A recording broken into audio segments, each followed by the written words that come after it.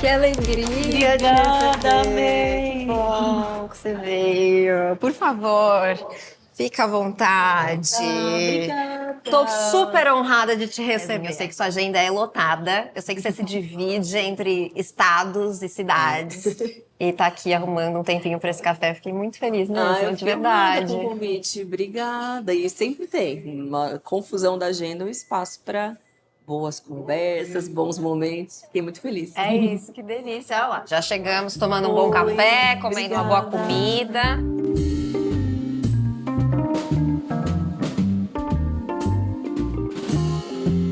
E você acabou de falar, né, que você se divide em 1000 lugares e Presidente Prudente, que é de onde você veio.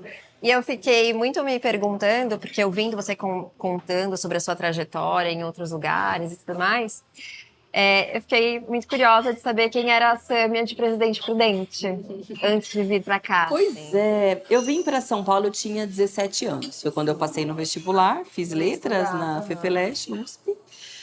E eu saí de casa muito novinha, né? Eu tinha 17. E assim, eu cresci como uma criança e uma adolescente no interior.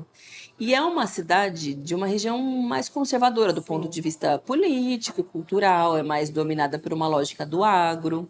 Então, na minha adolescência, sabe aquele incômodo que todo adolescente tem, mas que ali era potencializado pelo contexto, não pela minha família, pelos meus pais que são maravilhosos. Tanto é que minha mãe e meu pai foram muito corajosos em me deixar sair de casa para mudar para São Paulo tão Com cedo, 17 né? Com anos. 17, eu comecei a namorar muito cedo, então eles sempre foram pessoas assim, super tranquilas.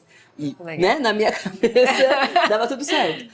Mas ali tinha um incômodo. Então, hoje eu costumo dizer que eu acho que essa minha indignação, assim, com o mundo, com as coisas, surgiu quando eu era adolescente, de alguma forma que eu não conseguia entender muito bem o que significava, né? Mas é isso, eu sou filha de 2 servidores públicos estaduais, meu pai policial civil, minha mãe trabalhou na Secretaria da Fazenda do Estado a vida toda, hoje são aposentados. Uma infância de interior, muito simples. Você brincava muito? Muito. A De casa que dos você meus... gostava de brincar? A casa dos meus pais tem um quintal até hoje, assim, com terra, com árvore, coisa que é difícil aqui em São Paulo, muito né? difícil. Que aqui é uma preciosidade, ela é tipo comum, as casas são assim, simplesmente. Então eu brincava disso tudo, de esconde-esconde, de pega-pega, de terra, de subir em árvore, Que de videogame, delícia. de... Brincava muito com os meus irmãos, no quintal de casa, na sala. É uma infância deliciosa de uma menininha do interior, assim. Ficava muito na casa da minha avó também, porque meus pais trabalhavam muito, então passei boa parte dos dias ali, sei lá, brincando de lojinha com as toalhas da minha Ai, avó. que legal. Brincava de boneca, é isso, é uma vidinha gostosinha e que na adolescência começou a se tornar mais, assim, conflituosa, eu acho, por Incômoda. entender o contexto. E eu, quando eu me tornei adolescente, eu sempre estudei escola pública, mas na adolescência eu fui bolsista das escolas ali, Tá. mais de elite da cidade. E eu acho, conversando isso na terapia recentemente, que É isso ótimo. foi gerando, assim, questões também na minha vida, porque para mim era um ambiente desconhecido, não era um ambiente bom para mim, de alguma forma. Eu sentia, talvez, o que hoje eu identifico como um preconceito de classe, mas que na época era uma coisa do tipo... Você não entendia. não me sentia parte daquelas outras pessoas que estavam ali, que eram filhos de fazendeiros e sobrenomes tradicionais da cidade. Mas é isso, foi uma fase boa. Não, tem gente que fala, a infância é muito ruim, né, cheia de conflitos, etc. Para mim, definitivamente não foi. São memórias boas, assim. Eu me identifiquei quando você falou, né, desse momento que você foi para essa escola, né, como bolsista, escola de elite. Eu vim da freguesia do Ó, então minha família era da freguesia, minha avó ali na Brasilândia e tal. E aí, em algum momento, a gente teve uma ascensão social, assim. E aí eu fui morar em Alphaville. Caramba. E aí, Você foi bem... não, foi muito rápido e foi uma coisa muito dramática também pra mim, porque eu estava acostumada com outro contexto, uma outra realidade, uma outra conversa. E aí eu também senti muito esse lugar na escola de ser esse preconceito mesmo de classe, assim. Não é um de Porque eu não nós. era um deles, né? Então, assim, eu nunca liguei pra coisas de marca, sei lá, né? Que era uma questão muito... Eu nem conhecia Nem as marcas. conhecia, nem sabia que era possível. Eu comprava ali a minha bolsa, não sei o quê. E eu lembro de eles esconderem material meu por conta disso, tirar um sarro das coisas que eu tinha, de como eu me vestia. E aí eu fui entendendo que eu não fazia parte. A minha adolescência foi muito revoltante. E eu lembro de uma coisa que hoje parece até simples, assim, bobo, mas que pra mim foi muito significativo nessa época, porque eu fui com 13 anos pra lá. Eu lembro que a gente teve uma aula, que era uma aula específica sobre comunismo e capitalismo, socialismo, enfim, era uma aula sobre isso. E aí, de um jeito muito ali, né, daquela idade, assim, eu tenho uma conversa com uma amiga sobre isso, uma colega da sala. Aí a gente falando sobre as pessoas, o que as pessoas têm, sobre igualdade social, desigualdade social, e eu falando, não, mas você preferiria manter todos, e era uma colega bem rica, assim, com muito, enfim, um poder aquisitivo bem grande. E aí ela falando, eu falei, mas você preferiria manter tudo isso que você tem, esses luxos todos, e ver as pessoas nas condições de fome, né, enfim, uma série de dificuldades, ou você preferiria ter um pouco menos, viver bem e que todo mundo vivesse bem também? Aí ela, com certeza, eu prefiro ter tudo que eu tenho, porque aí vem aquela história do quem quer, consegue, né? É só querer meus que você pais consegue. trabalharam muito. Meus pais trabalharam eu trabalho muito também, imagina, uma adolescente. Eu tenho meus méritos eu para tenho estar meus nesse méritos. lugar. Exatamente. Eu lembro que ele me chocou muito. Eu tenho também cenas, assim, que me chocaram e que até hoje, para mim, são muito nítidas. Mas com experiências um pouco diferentes. Acho que a primeira sementinha ali foi na época que eu comecei a discutir Revolução Russa, sétima, oitava série, que foi quando eu entrei nessa escola. E eu falei, uau, que coisa interessante. Me chamou a atenção. Nossa, achei assim, bem interessante, bem potente. Mas aí já no ensino médio a gente tinha aulas de redação à tarde, que eram depois do almoço. E aí um dos temas de um professor muito querido, que é meu amigo hoje, professor Sérgio Gouveia, era sobre a questão agrária, reforma agrária e MST. Que na região de onde eu venho, que é o Pontal do Paranapanema, o MST sempre foi um personagem importante do tipo, temos medo, não pode entrar aqui. Sim, é parte da lógico, cultura faz sentido agrolocal. ali, Assim. Tem ali os personagens que são odiáveis, a Diolinda, que hoje, por coincidência, trabalha no meu mandato. Maravilhoso. Eu amo. É, muito bom. Como o mundo vai dando. O mundo vai dando. Que era, nossa, como assim? Que invade terras e tal. E eu lembro que o professor, antes de começar, falou assim, explicou um pouco o que era. Quem aqui concorda que tem que ter reforma agrária? Né? Que era mais ou menos a linha do texto. Eu, belíssima, ergui a minha mão. Que todo mundo ia levantar junto. Com uma cara junto. assim, do tipo... E os argumentos eram do tipo, mas a terra do meu pai, mas a minha fazenda. Naquele momento eu falei, acho que isso não tá legal, sabe? Nossa, e é muito interessante assim, essas experiências de vida, desse choque cultural, político, econômico, né, social, que vão moldando a nossa cabeça. Que poderia ter o efeito inverso também. Não necessariamente o caminho é esse. Eu poderia falar, não, eu tô aqui, querer ser uma deles, me sentir parte daquela elite local e incorporar esse espírito. Que muitas pessoas que eu conheço foram por essa onda errada. Você acha que a gente não foi? O que mudou? O que foi diferente pra gente? Será? Mas eu acho que talvez as experiências seguintes que eu tive, ou seja, saí de São Paulo, saí de Prudente, vim para São Paulo, fui fazer uma faculdade de humanas, letras, num lugar com uma tradição política de décadas, né? Que foi muito importante, inclusive, na resistência à ditadura. Sim. Atividades políticas faziam parte do meu cotidiano na faculdade. Então, talvez isso tenha me guiado. Mas também teve com questões de casa, eu acho. De quem são os meus pais. Meus pais nunca foi muito envolvido com política. Eu lembro que ele falava, eu sempre anulo, voto em branco. Mas a minha mãe sempre votou no Lula. Então, tem ali... acho que tem a ver com esses... Ainda que não fosse um tema da mesa, né, do café, mas eu acho que saber que a minha mãe sempre votou no Lula teve um efeito importante, né, na minha formação, assim. Tanto que em casa ninguém foi picado pelo vírus do Bolsonaro. Isso é uma bênção. Numa família mais ampla, assim, tios e tias, etc. Mas em casa, todo mundo tá imune. Sim, eu também tenho essa sorte, eu falo que esse é um verdadeiro privilégio que a gente tem, né? E a minha família também não é. Mas eu acho que tem isso também, porque minha família também... meu avô era super politizado, apesar de uma pessoa simples, uma pessoa, enfim, que passou por muitas coisas ao longo da vida, mas ele era um cara politizado, que também fez parte da luta contra a ditadura, ele fazia enfim, hoje foi preso, torturado, enfim, milhões de questões. Vocês têm essa memória. Então a gente tinha essa memória. E aí porque eu fico pensando também, né? Podia realmente ter ido para esse lado e não fui. Mas eu gosto de pensar que, mesmo que não tivesse esse contexto, que eu não teria ido. Eu morro de medo de pensar na possibilidade de que eu não tivesse me tornado uma pessoa com um certo nível de consciência, de classe, inclusive, sim, já sim, que eu de classe, ocupo, claro. né, esse espaço também, assim, me dá um pouco de aflição pensar que poderia ser diferente. E de ver as pessoas que a gente conheceu ao longo dessa trajetória de vida que foram parar nesse lugar e você fala, meu Deus, mas o que aconteceu com você, né? Mas eu acho que isso... A gente está num momento, assim, da história e da política que criou uma linha divisória.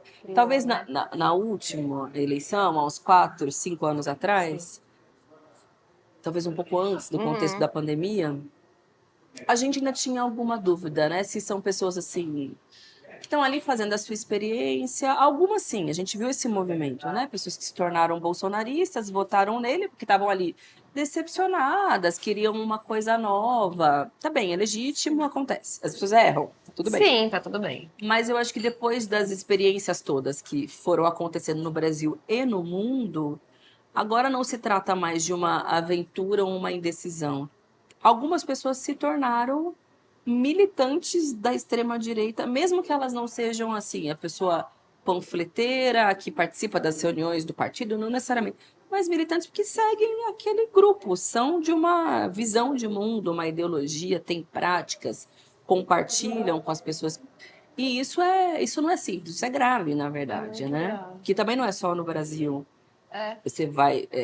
Não fui para os Estados Unidos na era Trump, mas as pessoas que relatam, né, e acompanhando o que acontece na política de lá, tem os trumpistas mesmo, os que são convictos e que organizaram a volta dele ao poder depois que ele teve a experiência como presidente. E eu acho que, infelizmente, a gente vai viver isso ainda. Não é uma corrida de 50 metros, assim. É uma maratona. Eu acho que a gente ainda vai viver um tempo isso. Mas que bom que a gente tem as nossas convicções, que sabe o lado que a gente tá e que vai enfrentar como for, né? Enfim, o que for necessário, estaremos lá. Eu gosto muito de saber que a gente... eu imaginava muito quando eu fui muito sonhadora, assim, quando criança, que eu imaginava que eu ia fazer, sei lá... Tem uma coisa que era muito um sonho meu, um pouco egocêntrico, egóico e tal, que todo mundo é um pouco, do meu Wikipedia. Eu imaginava assim, no meu Wikipedia ia estar escrito Sofia de Menezes Gonçalves, que é meu nome, de verdade. Tal, foi tal, sabe? Tinha essa ideia, feitos, sim, né? todos os feitos e tal. Mas eu fico muito feliz se um dia eu tivesse uma página lá, né, daqui a muitos anos alguém acessar, ninguém vai existir isso, vai ser, sei lá, falando com a inteligência artificial. A inteligência artificial vai me contar, acho que vai contar uma coisa que eu vou gostar de ouvir, assim, sabe? Isso é legal mesmo. Não é? O que você acha que a inteligência artificial contaria sobre você? Assim, no futuro. É interessante você falar isso, porque eu nunca me imaginei nesse lugar que eu tô hoje, assim. Nunca imaginei que eu fosse ter uma história a ser contada. Jamais imaginei que eu fosse ser deputada federal. Isso, assim, não foi parte das minhas... do meu planejamento de vida. Eu saí de Prudente para vir para São Paulo para estudar para quê? Porque eu queria me tornar professora, depois seguir quem sabe, tinha uma breve noção do que era uma carreira acadêmica. Meu plano era esse, era ser uma grande especialista em literatura, em gramática, não sei. Mas eu descobri na faculdade que eu gostava mesmo era de política, mas não necessariamente uma lógica institucional. Quando eu me filiei ao PSOL, que foi em 2011, eu tinha 20 para 21 anos, não foi para me lançar como candidata, até porque na época o PSOL também era um partido muito pequeno, eu era muito jovem, sem construção nenhuma para achar que um dia eu podia ser deputada. Foi em 2016 que eu lancei a minha primeira candidatura a vereadora, uma campanha muito pequena, modesta, muito militante, assim. Hoje em dia a gente discute, né, fundo eleitoral, etc. Na época eu acho que eu gastei 30 mil, 40 mil reais na campanha com vaquinha entre professores e militantes, foi uma coisa bem... E deu certo. E aí, 2 anos depois, eu me tornei deputada federal, e aí já um pouco mais conhecida, e depois me reelegi, e esse ano, enfim, novamente vai ter um processo uma outra condição, já agora mais conhecida, com equipe, com experiência, etc. Mas, assim, se um dia tiver ali uma Wikipédia, alguém contando sobre mim, alguma história, eu gostaria que contasse um pouco essa perspectiva, sabe? De alguém que veio do nada, de baixo, como eu costumo dizer, de baixo. E por mais que tenha ascendido a espaços de poder que não eram imagináveis anteriormente, não deixou de pensar e ter a perspectiva dessa pessoa que veio de baixo. Isso para mim é muito importante e é uma coisa que eu me policio sempre, sabe assim? A vida é muito corrida. Fico São Paulo, Brasília e Presidente Prudente, como eu te disse, pelas questões familiares. Mas sempre coloco no meio das minhas agendas visita a lugares para conversar e entender a vida das pessoas, as demandas. Ontem eu tive numa casa que é um centro de defesa dos direitos da mulher, que é por onde passam mulheres que foram vítimas de violência, quase vítimas de feminicídio, algumas com medida protetiva. Ouvi-las é muito importante, porque a gente tem dimensão de que conquistamos leis maravilhosas, é basicamente o que eu faço ali, é lutar por leis e fiscalizo e recursos, etc. Sim. Mas está falhando enormemente. Então, não é à toa que nós passamos por uma epidemia de feminicídios e de violências todas. Ou então, anteontem, que eu pude visitar o Hospital do Tatuapé e ver a situação, macas no corredor. Quando você debate lá o orçamento para a saúde, é isso que significa, é a pessoa estar morrendo num corredor por falta de atendimento. Então, você ter esse policiamento, assim, é um exercício diário que eu faço. Quando eu estou muito no parlamento, minha casa, falta chão, falta realidade. Aí vou de volta para a base, para o lugar que é onde impacta qualquer decisão que a gente tenha ali. Tô dizendo isso, viajei um pouco, mas eu acho que é um pouco onde a perspectiva que eu gostaria, né, de que me contassem sobre mim, de alguém que teve noção do país onde ela pisava, onde ela estava, apesar de tudo que viveu, entendeu? Isso é muito bonito. Mas não perder de vista de onde eu vim e aonde a realidade realmente, né? Que está acontecendo. Porque é muito fácil mesmo a gente se perder ali. Mas você veio. Muito fácil. É muito fácil. Na política, a gente tem quantos exemplos de pessoas que Ah. foram, né? Eu lembro quando, em algum momento da minha adolescência, eu quis ir pra política. Eu decidi que eu ia pra política. Mas passou rápido. De outra forma. De outra forma, não tem como. Acho que não tá dentro de mim, assim. Acho que o lugar que eu mais me sinto em casa.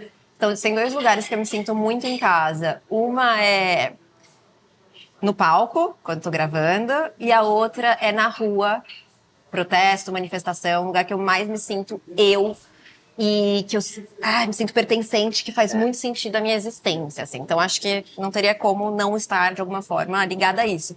Mas eu tive esse momento de querer ir pra política e conversando em casa, acho que muito querendo orgulhar o meu avô, porque meu avô tem um lugar muito especial na minha história.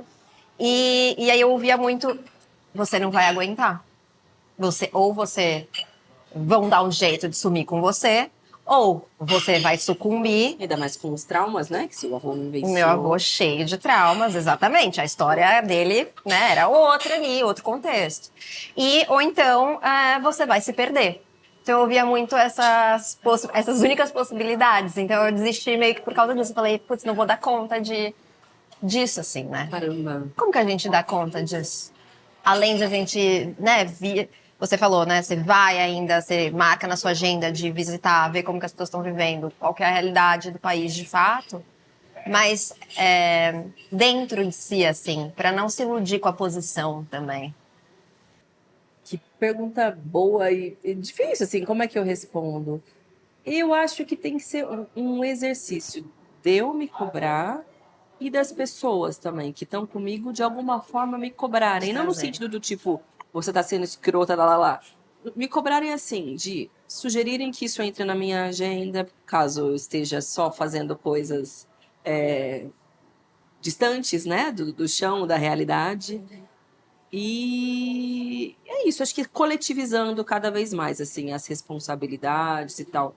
Porque a política, o parlamento, sim, o Congresso Nacional, seja pela distância, seja pelos corredores por onde você circula, as pessoas que você conhece, as portas que te abrem, mesmo as questões financeiras, econômicas, assim, o salário de um parlamentar é muito maior do que de mais de 98% da população brasileira. A gente está falando, assim, de uma realidade muito fora da realidade.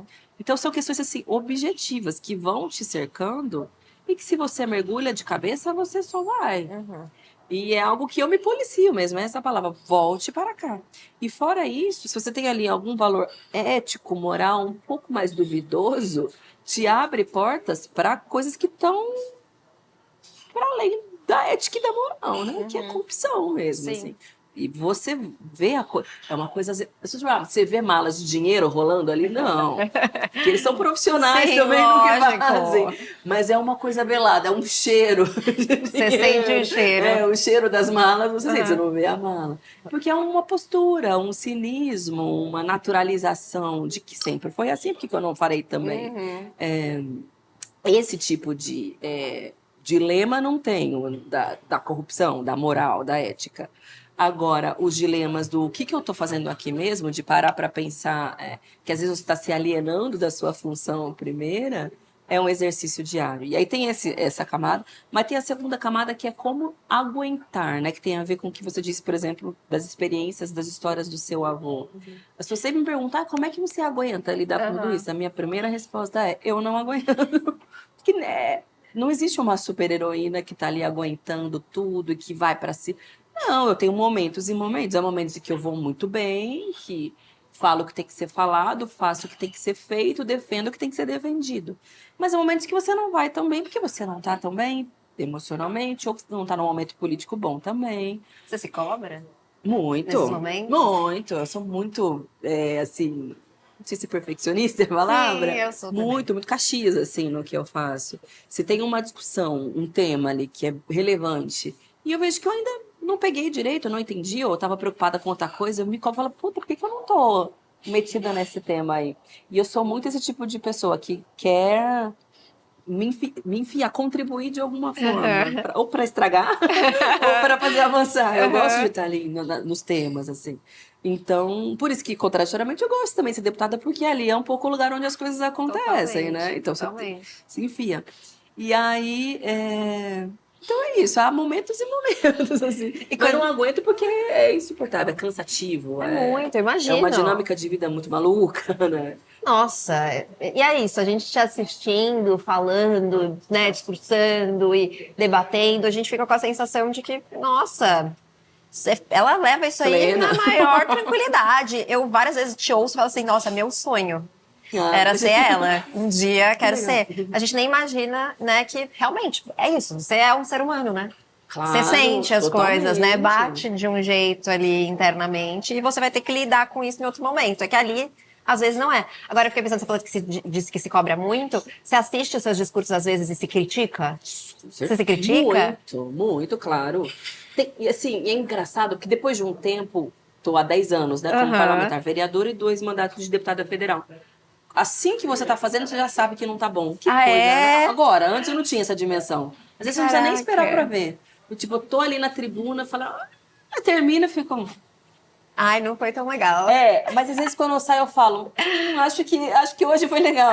Você já vai, que a experiência vai te trazendo, né? E eu falei que experiência é uma dimensão importante na vida, porque quando eu comecei muito jovem no parlamento, fui eleita com 27 anos, na época era a vereadora mais jovem da história, não sei o quê. Super nova. E eu tinha uma coisa que eu fui perdendo ainda bem, que é uma certa arrogância de juventude. Não, mas é verdade, a gente tem muito. A gente se acha assim, muito inovador, que está reinventando tudo. Eu sou a primeira, eu sou a que está vindo para fazer tudo muito diferente, todo mundo já fez. E agora, 10 anos depois, eu penso que não. Claro que eu tenho as minhas contribuições, também não vou ali ficar com essa síndrome de impostora de me achar totalmente desnecessária e ruim e tal. Mas não é assim, filha. Assim, né? Menos, né? Um pouco menos. Olha pra história, olha o que as pessoas já viveram, olha as contribuições, vai aprendendo, né, também, se localiza também. E vai buscando se aprimorar no que der também. Então tô um pouco nesse momento de ver que teve muita água rolando debaixo da ponte antes de eu chegar. E aí eu busco me preparar para os temas. Assim. Eu acho também nos momentos em que eu vou bem, seja no discurso ou na intervenção, na conquista política, etc., são temas que eu me preparo mais. E há temas que eu sei mais do que outros. Também. Lógico, né? E eu acho que isso também... Claro que você tem que saber lidar com o improviso. Às vezes você tem que falar de um tema que você não domina. Vai que vai, entendeu? Tá na chuva é para se molhar. Mas quando você está mais preparado, estudou, já debateu o tema outras vezes, buscou conhecer de alguma forma, aí o desempenho sai melhor também. Eu amei isso. Eu fiquei pensando, porque a minha pergunta é porque eu também assisto meus programas, assisto minhas entrevistas e tal. Normalmente, enquanto eu tô entrevistando, eu tô me criticando. Aí já falo, ai, gaguejei. Eu estou nesse momento... Nesse momento agora, estou me criticando. Mas, aí quando eu assisto, só que, por exemplo, eu gravo às vezes no palco. Com plateia. E a plateia geralmente tá super querendo, no geral, quando você tem uma plateia, a plateia tá torcendo para que você acerte. Então eles estão muito disponíveis e dispostos, eles ficam assim pra você. Eles sorriem, eles dão risada, eles aplaudem. E no seu caso não é assim, muitas vezes é o contrário, é tipo a plateia mais difícil possível ali, né? É verdade. Então olha deve só, ser uma coisa, eu não saberia lidar. A plateia quer que você se esculache, você cair lá em cima pra eles. Eles vão adorar. Nossa, deve ser muito desafiador você conseguir fazer sem ter a galera fazendo assim pra você. Mas você sabe, olha só, ali eu não sei, eu meio que acostumei a falar na tribuna. Você acostuma, você cria ali uma redoma e vai. Você olha para o horizonte, né? Para quem que você olha? Às vezes, se tem outros parlamentares, meus amigos, colegas ali, eu olho para eles e assim. Boa, você busca. A turma dá ali aquele viés de confirmação. Mas se tá muito cheio, aquelas pessoas horrorosas, Na muito. frente, às vezes, eu fico olhando pro horizonte, eu não olho pra cara. Às vezes eu olho no sentido de quando eu quero cobrar individualmente. Daí eu falo, ai, que delícia. Ai, é uma delícia. Aí é uma gostoso. Exato, aí é bom. Mas se não, olho pro horizonte para não me desconcentrar. Mas geralmente eu fico mais nervosa, ansiosa para falar em ambientes nossos mesmo, controlados, digamos assim, que eu sei que são pessoas, porque daí eu tenho aquela expectativa de que eu não posso decepcionar, não posso falar besteira, as pessoas vão estar tendo ali a expectativa de que eu fale alguma coisa que seja esperançosa, ou que bote elas para pensar, para atuar de alguma forma.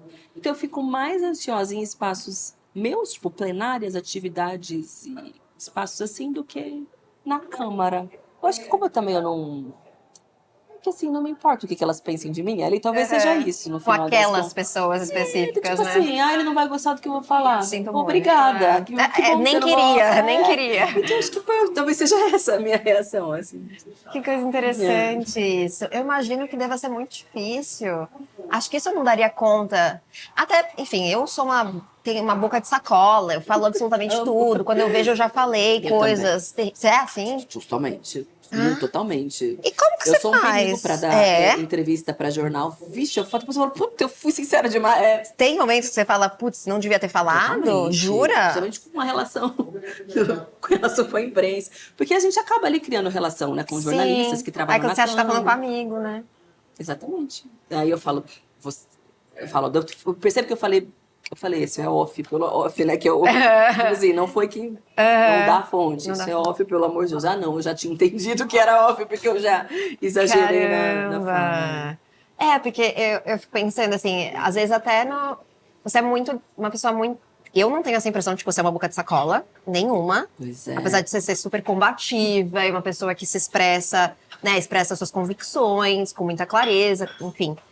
Não parece que você é uma boca de sacola, parece que você tá sempre muito...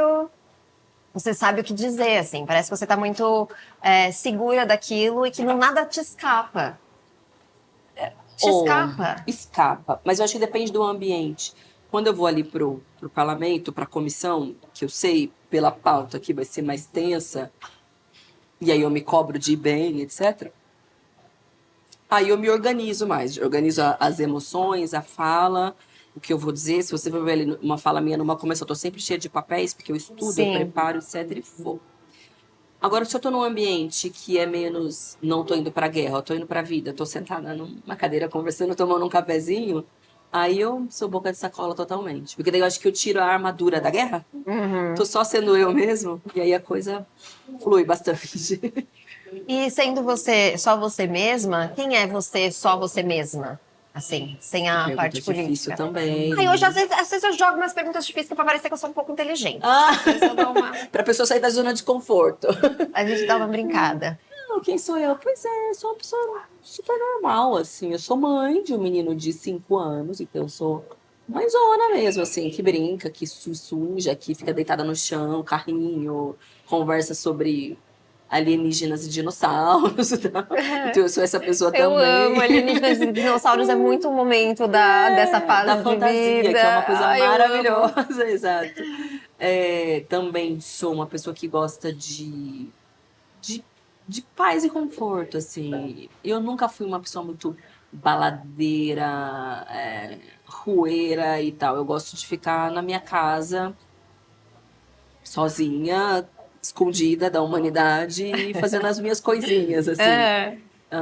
Que mais que eu sou? Sou uma pessoa tranquila, apesar de parecer ali sempre muito combativa e tem que ser ali naquele espaço, senão você é engolido também. Totalmente. Eu sou uma pessoa de boa, assim, eu sou muito da guerra, mas eu sou muito da paz também, eu quero dizer isso, sabe? De ficar, sou uma pessoa tranquila e lido, eu sou uma pessoa, não posso dizer, lido bem com as pessoas, com as coisas, não sou muito de ficar criando drama, sou muito prática, objetiva também. E você é mãe de um menino. Menino. Eu tenho um sobrinho, tem mais ou menos a mesma idade, Seba. E eu tenho acompanhado a criação desse meu sobrinho, né, pela minha irmã, que eu admiro muito, já admirava como pessoa, eu tô admirando muito ela como mãe, assim. Meu sobrinho é um menino que vem e conversa com você sobre identidade de gênero. Maravilhoso. Ele fala sobre... gênero mesmo, a questão gênero maior. Então, o que pode menina, o que pode menino? Ele fala, não, tudo pode. Ele vai discutir, se ele vê alguma coisa acontecendo, ele vai lá e vai intervir. Então, isso vem dessas conversas ali que ele tem com a mãe, com o pai, todos os dias ali. Mas eu imagino que seja um super desafio, né? Introduzir esses assuntos. Como que se cria um menino para que ele não reproduza essa mesma estrutura, para que ele não reproduza os machismos, a misoginia que a gente lida todo dia, né? Cara, eu acho que esse é um dos meus maiores medos na vida, assim, do que tá por vir, né? Ou seja, eu acho que eu teria um pânico de imaginar Nossa. o meu filho crescendo e sendo um cara babaca, machista, escroto. E é claro que, assim, que por mais que a gente busque construir valores e uma educação não machista com ele, ele vive de alguma forma numa bolha de proteção, porque ele é uma criança, mas a vida não é uma bolha de proteção, ele vai lidar com 1000 coisas. E ele pode um dia vir a fazer coisas que eu vou falar, que merda é essa que você tá fazendo? Como é que... Mas então, acho que eu busco não adiantar muito os problemas, né? O que eu busco, para também, só se pira, você vai achar um fracasso que você não sabe se vai... Nem vai acontecer, E não né? necessariamente é um fracasso, né? Porque, enfim, a gente não tem um controle sobre o que são as pessoas. Mas o Hugo, meu marido dele também é parlamentar, né? Sim, O pai pelo Rio Glauber. de Janeiro, o Glauber, isso. Então, desde que ele nasceu, ele convive nesse ambiente político. Ele morava em Brasília com a gente até o ano passado. E já frequentou o Congresso e em casa ele vê a gente falando de política. Então, ao modo dele, daquele jeito infantil e inocente, ele já sabe coisas importantes, do tipo, ele já sabe quem é o Bolsonaro, já sabe que é uma pessoa horrorosa, Ai, e ele já amo sabe isso. quem é o Lula, já sabe o que o pai e a mãe fazem do jeitinho dele, mas ele entende que é político. Então, a gente tem um esforço de não pular etapas, né? De respeitar a infância, o grau de desenvolvimento e de compreensão dele, mas também de já ir colocando esses valores e concepções nossas, porque que ele é nosso filho, né? Óbvio. Então espero que ele seja também uma pessoa que tenha valores nos quais eu acredito, assim. E é bonitinho quando você vê ele já com noções, assim, do que tem que ser feito e tal. Quando a gente ouve alguém, uma outra criança, falando um comportamento que também já expressa o machismo, né? Ah, menina, não sei o que, não sei o que. A gente fala, olha, filho, isso não tem nada a ver, porque lá. Você já que explica legal. toda a condição, tem que respeitar as meninas. Um dia, contei essa história esses dias, que ele foi brincar de futebol com a prima dele. Uma prima de 3º grau, que tem mais ou menos a idade dele.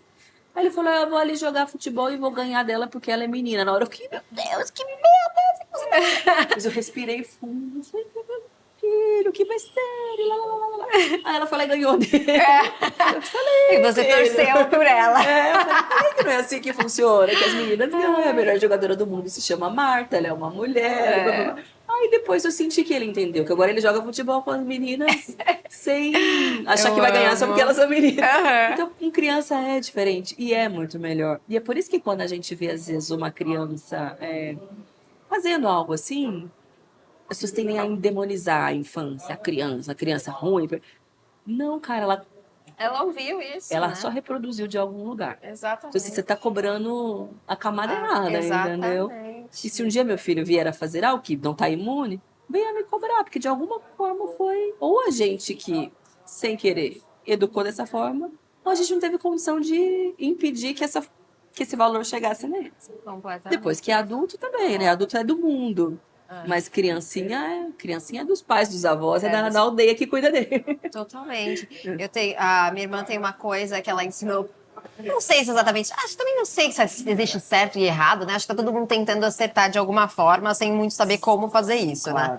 Mas tem uma coisa que ela ensinou pra ele que ele gosta de super-heróis. A gente não sabe nem exatamente como é que surgiu, porque a minha irmã nunca deu pra ele assistir, mas ele de repente conhecia todos os super-heróis, sabe o nome de todos e tal.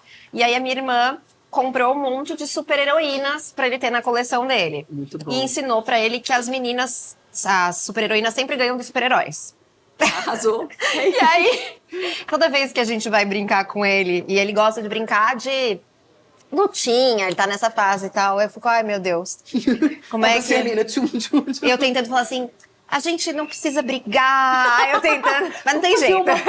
Vamos ser divertidos, vamos brincar, eles vão ser amiguinhos, não tem essa, então tem que ser lutinha. Aí se eu pego uma super-heroína, ele pega um super-herói, ele sempre perde. E aí se ele pega a super-heroína, né, ele representa a super-heroína ali, aí ele ganha. Ah, arrasou, acertou. Eu diria que acertou horrores, acertou tudo. Eu Muito amo. bom. Aí agora ele tem uma irmãzinha mais nova, então também tem toda uma coisa assim. Claro, outros dramas, Outros né? dramas. Quem tomou o meu lugar de alguma forma. Nossa, e aí ela sempre ganha. E aí Claro. como é que faz? Muito louco isso, né? Nossa, realmente criar seres humanos é um desafio bizarro, né? Eu só observo. E tem sido a experiência, assim, a melhor, óbvio, da minha vida. E eu nunca fui uma pessoa assim, ai, vou ser mãe. Tenho um sonho da maternidade, quero ser. Não era tipo. Eu pensava assim, se um dia eu for, tá bem, mas não tava ali nos meus planos. E aí eu engravidei durante a pandemia. Sim. E veio com tudo, que a maternidade, ela se impõe, não tem volta. É uma mudança de vida definitiva, né? E profunda, e total. Toma tudo da sua vida, toma seu tempo e você aprende, porque não é automático, o bebê nasceu, eu sou uma mãe. Você aprende a gostar mais de criança, a gostar mais de retomar as brincadeiras. Você vê o maravilhoso no lúdico, coisa que na vida cotidiana você não tem espaço, né? Pro lúdico, pra fantasia. Quando eu falei dinossauros e extraterrestres, pô, maravilhoso. Que pena que a gente não fala mais de dinossauros e extraterrestres na nossa vida ainda, não? Agora até que tá falando de extraterrestre. Agora até que tá falando de extraterrestre, exatamente. E de dinossauro, não sei o nome, né? Diante do que tá Se perdeu. tanta coisa acontecendo no mundo, de repente a gente volta a falar também. Sei lá. Então, né, doido, acontecendo com tanta velocidade. Mas isso tem sido, assim, muito maravilhoso. Mas é muito desafiador também. Porque a maternidade, ela é desafiadora para qualquer pessoa. Qualquer um. Mas quando você mora em 3 cidades, eu acho que... Ou 4, né? Porque meu marido é do Rio. É mais intenso. E não tem, assim, rotina, jornada de trabalho. Eu trabalho o quê? Todo dia, toda hora, né? Tem deputado que não trabalha? Tem. Lógico Acho que que nessa tem. discussão da escala 6 por 1, a gente tá compreendendo, né? Que tem uns ali que não são muito afim, não. Mas quando você leva a sério, você trabalha muito, né? E eu sempre falo, não, esse aqui eu vou parar porque é o momento do meu filho. Exemplo, vai ter as férias escolares agora em julho. Pô, férias escolares é um momento muito bom, ele mudou de escola recentemente, então ele precisa adaptar esse momento. Coincide mais ou menos com o início da campanha eleitoral. A campanha mesmo começa um pouco depois, mas pré-campanha as coisas já estão acontecendo. Atividades, etc. Aí eu falei, gente, não, mas desculpa, mas eu vou tirar aqui esse momento da agenda pra viajar com ele. Ela falou, que legal, são 4 dias, entendeu? Mas são 4 dias. Mas são Você 4 vai dias estar que eu vou ali estar só pra ali com ele. Exatamente. Exato. E tem que ter, Nossa, tudo bem, as pessoas vão estar fazendo campanha, paciência, eu vou estar com meu filho. E é isso. Ai, Tem que ter que bonito isso, tem que ter essas definições na vida. Ele é quem consegue Tirar da um zona de pouco, guerra. né? Acho que sim, tirar da zona de guerra. Mas, ao mesmo tempo, é também quem me leva, de alguma forma, Pra lá. guerra. Porque por ele também, né? E isso, desses conflitos que eu tô falando de maternidade, aí a gente vê também, né, a importância do feminismo. São dilemas que eu não sei se os homens parlamentares têm. Com certeza A não. gente nem sabe. A maioria dos homens parlamentares nem sabe Não se sabe nem eles se são eles pais. são pais, quando tem Isso não é uma questão. filhos. Se o filho está Jamais. doente, onde eles moram, quanto tempo eles passam, como que é as férias deles, escolares, se coincide com a eleição. A gente nem pergunta isso pra eles, né? Não é um tema. Não é um tema. Não, eu entrevistei um rapaz esses dias. E aí eu comecei a fazer perguntas que eu costumo fazer. Eu faço perguntas muito relacionadas a relacionamento, né? Então, o que você... Ele é um criador de conteúdo, eu perguntei, mas o que você espera num relacionamento agora? Que ele falou que estava esperando um relacionamento. Ele não sabia responder o que ele queria num relacionamento. E aí, eu fazia outras perguntas, ele também não sabia. Aí eu entendi que essas perguntas nunca são feitas pra eles. Que eles não criam essas expectativas, assim, que Eles não sabem responder porque nunca se perguntaram isso, porque não se pergunta isso pra eles, né? Se pergunta sobre carreira, dinheiro, Verdade. sobre mundo, mas não Um pergunta... grande talento, Um grande alguma talento. coisa. A gente não pergunta sobre amor, a gente não pergunta sobre relacionamento, a gente não pergunta sobre paternidade. Eu fiquei muito impressionada com isso. E acho que isso também ajuda a explicar o que também tem... O machismo tá tão aflorado, né? Que existem ali um movimento Red Pill, que a misoginia tem sido cada vez mais um problema brutal, né? Nossa. No Brasil e no mundo. Super E tem a naturalizado ver com a ali. ideia de masculinidade, né? E mesmo assim, Exatamente. pessoas que são já mais progressistas, têm contato com o debate, são mais desconstruídas, entre muitas aspas, mesmo elas, né? Os padrões ali de gênero colaboram na forma... Imagina um homem falar de cuidado, de sentimento, de amor. Ainda são valores femininos. Imagine, isso é quase tudo. A sociedade precisa de cuidado, de sentimento. E não, muitos nem se permitem, né, debater isso. Aí eles ficam muito embrutecidos também, né? Muito. E acho que quando a gente ocupa uma esfera em que é majoritariamente ali dominada por homens, eu sinto que a gente às vezes se censura um pouco também. A gente não se permite falar desse lugar que é atribuído ao feminino e a gente tenta não expor. Você sente que você faz isso? Sinto. Acho que a maternidade foi uma virada na minha vida, sim. Nesse momento que eu tô na política. Mas sinto que eu me... como eu posso dizer? Eu tô num ambiente de guerra, vou definir dessa forma. Então eu preciso ali criar as minhas armaduras, minhas armas, para seguir na metáfora, para sobreviver e para vencer de alguma forma. Ou ganhar postos, ou se eu perder postos, que eu não perca todo o meu exército, toda a minha força.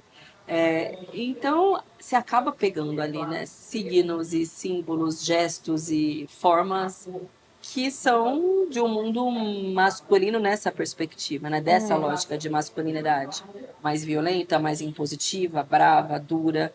Eu vejo que as pessoas veem isso em mim. Dura, e eu sou uma pessoa, como eu disse, uma pessoa normal. Não sou isso. Muita gente conhece, nossa, eu achei que você fosse mais brava, você é mais tranquila do que parece, às vezes. As pessoas com medo, assim, Acho que sim, mas isso eu até gosto. Ai, melhor que fique mesmo, mas você sabe que eu também. Meu sonho é que as pessoas tivessem...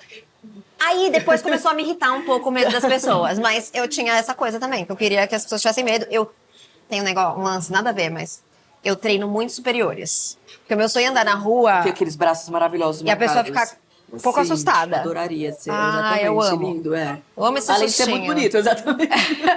Conseguirei? Provavelmente não. Mas tá aqui Mas na minha cabeça. O importante é a postura, acreditar no que eu estou vestindo. Nisso. Maravilhoso. Sim, então você acaba pegando ali um pouco modo de sobrevivência, talvez. Esse Jesus estava respondendo, interessante, uma pesquisadora sobre moda e política, Thais Farage. E ela estava pesquisando, conversando com algumas deputadas sobre isso. Interessante. Falando de muitas coisas.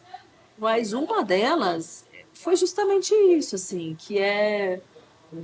Eu vou para uma linha ali no Congresso de estar invisível, do tipo, minha roupa não tem que ser um tema. Não pode ser um tema. E qualquer roupa que você colocar que não seja aquela vai ser um tema, né? Tema. Se tá mais colorida, tipo, ai, que sem noção, tá colorida aqui? Tá difícil. Sabe assim? Então, assim, o quanto menos tema for a minha roupa, melhor para mim. Porque eu não vou ficar me preocupando com isso. Tem outras coisas para me preocupar. Até esse detalhe que é mais, né, fútil, digamos assim, num universo tão profundo que é a política. Há coisas de jeito mesmo, de cinco. Imagina, você chega, eu fui líder de bancada, eu tinha 29 anos, e eu era a única mulher numa reunião que tinha ali todos os figurões, líderes dos partidos do centrão, da direita, não sei o quê. Eu falava, gente, esses caras vão me respeitar como? Que eles me... Tipo assim, uma mulher de esquerda de menos de 30 anos, tipo assim, eu tenho a metade da idade deles, ou menos da metade. Eles devem me olhar como eles olham para a filha, ou para a neta, ou menos. Então, assim, você vai se embrutecendo no bom sentido. É por isso que eu fico brincando que eu gosto que achem que eu sou brava, porque é uma forma de respeito também. Talvez não seja a ideal, mas por hora é a que eu consegui também, sabe? Hay que endurecerse, pero sin perder la ternura jamás. Exatamente. Cai como uma luva essa frase. Eu fiquei pensando, né, a gente falando desse lugar de demonstrar sentimento, de falar desses lugares sensíveis. Em 2023, você viveu um luto diante do país inteiro, né? Enfim. E como é atravessar isso, que é algo tão íntimo, tão seu, tão doído, tão privado, com todo mundo falando sobre, né? Com tanta exposição disso. Cara, dificílimo, né? E também porque eu acho que assim que quando todo mundo teve a notícia, todo mundo pensou, inclusive eu, que era uma questão política. Sim. Não deixa de ser, né? Porque uma pessoa que é assassinada numa guerra entre a milícia e o crime organizado é uma questão política. Profunda, né? Mas não é política no sentido de não foi Direcionada um a você, recado, né? que muita gente achou, todo mundo. E aí depois, enfim, foram entendendo que, enfim, a circunstância do Brasil, principalmente do Rio de Janeiro. Então tinha também essa camada, né? Ou seja, do luto, de entender o trauma, as questões todas, até de ter que resolver, né? Quando uma pessoa morre, porque é muita coisa. Muito burocrático. Você ter que dar entrevista, as pessoas falando coisas absurdas, porque daí começa também a chorume das fake news, daquela gente que acha que é razoável você inventar coisas numa situação tão trágica como essa. Até você ter que um jornalista te perguntar, você acha que foi por questões políticas? Você fala, meu Deus, eu tenho que fazer isso. Eu tenho mesmo que te responder isso? Porque de alguma forma, se for, tem a ver comigo? Então, muito delicado, difícil. Foi muito, tanto que eu me afastei, né? Eu fiquei uns 2 meses, até que não foi tanto. Quando eu pedi licença do mandato, não foi com prazo calculado, foi tipo, não sei, vou voltar quando der. Saiu lá, prazo indeterminado. Prazo né? indeterminado, e no fim eu acabei voltando no final, se foi em outubro, né? No 5 de outubro. Eu voltei em dezembro, finalzinho de dezembro. Não peguei muita coisa mais ali no final do ano, mas eu precisava, eu queria também, de alguma forma me fez bem ali no processo de luto, de voltar para a vida ali, né, de alguma forma. E também foi quando a gente começou a ter mais informações objetivas sobre a investigação. Porque assim que aconteceu, eu também comecei a andar com escolta, o grau de preocupação com a minha segurança foi muito maior, foi muita coisa, né? E aí, mas foi tão importante esse momento de ter tido licença, e isso me fez refletir muito, assim, porque as pessoas elas não têm esse direito de maneira geral, né? A licença luto é de menos de uma semana, para quem tem ali, né, as relações de trabalho regidas pela CLT. E é um tempo da vida, na verdade, né? Assim, pode dura o resto da vida, na verdade, né? A gente só vai aprendendo. Eu vi esses dias um desenho no Instagram que eu achei muito bonito. Que o luto é uma bola, não é que a bola diminui Só vão ter outras bolas maiores que vão circundando, que vão te preenchendo de alguma forma. Então eu ainda lido com isso, mas como eu também gosto da política, de alguma forma é também um exercício de terapia, de preencher, de criar sentidos para a vida. E é isso, relações com a minha família, meus amigos, tudo mais. Mas é muito duro, né? Foi o momento, a coisa mais difícil, sem dúvida, assim, que eu vivi na minha vida. Ah. Eu ouvi exatamente isso. Eu fui assistir uma peça muito bonita, chama Queda de Baleia, que fala um pouco sobre a burocracia também da morte, a forma como a gente... Como chama, desculpa? A Queda de Baleia. É a coisa mais linda, não sei se ainda está em cartaz, mas vira e mexe e volta, e ela acontece dentro de um cemitério, a peça, na capela do cemitério. E é inteirinha falando sobre o luto, porque a atriz e dramaturga, ela escreveu a partir do luto dela com relação à mãe. Então, e ela vai investigando a forma como a gente vive o luto aqui no Ocidente, mas as diversas outras culturas, né? E ela fala exatamente dessa... Muito interessante. E aí ela fala desse lugar, de como a gente esconde os nossos mortos, né? A gente não quer lidar com eles e é tudo muito burocrático, essa coisa de ter que resolver, porque não pode, a gente não pode ter o tempo de lidar com essa dor. E a gente precisa ter o tempo de lidar com essa dor para poder atravessar essa dor. E ela faz exatamente essa metáfora. Não é o luto que some, é a vida que cresce ao redor do luto. Por isso que eu lembrei desse... E a gente fala pouco, né, sobre Muito luto, pouco. assim.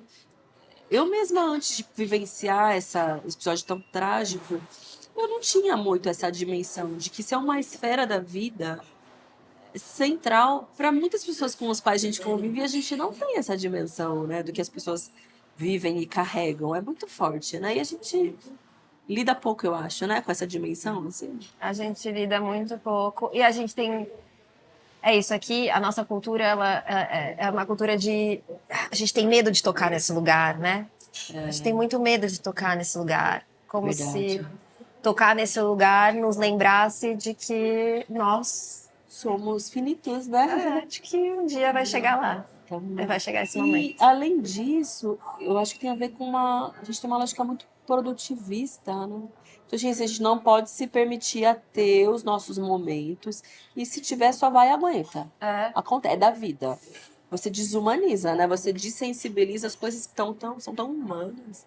E eu acho que também por isso, sabe? Do tipo, frescura, sabe? Sim. Só mais. Exato. Você falou que a partir disso, né, de lembrar dos propósitos e buscar os propósitos, sentidos da vida, na verdade. Você descobriu algum sentido para você? O que dá o sentido para a sua existência? Sim. Olha, o que dá sentido para minha existência é a atividade política. Com certeza, hoje eu posso falar isso, não necessariamente parlamentar, mas a política de alguma forma dá muito sentido para mim. As relações assim humanas e amorosas com mais sinceridade. Tipo assim, hoje, eu acho que essa coisa o cinismo já não me interessa mais, sabe? Assim, a superficialidade e se não deu, não deu, não me sinto bem aqui, já não me esforço mais, entendeu? Hoje eu meço menos as palavras também, assim, tipo, menos vontade de agradar. Acho que você vai aprendendo ao longo da vida, pelo menos eu aprendi, assim, tô aprendendo ainda, a dar valor pro que realmente importa, priorizar o que realmente é prioridade, tipo, perder menos tempo com aquilo que só atrapalha, sabe? Só é ruim e não vale a pena. Hoje eu consigo ver mais o que vale a pena e o que não vale, eu diria.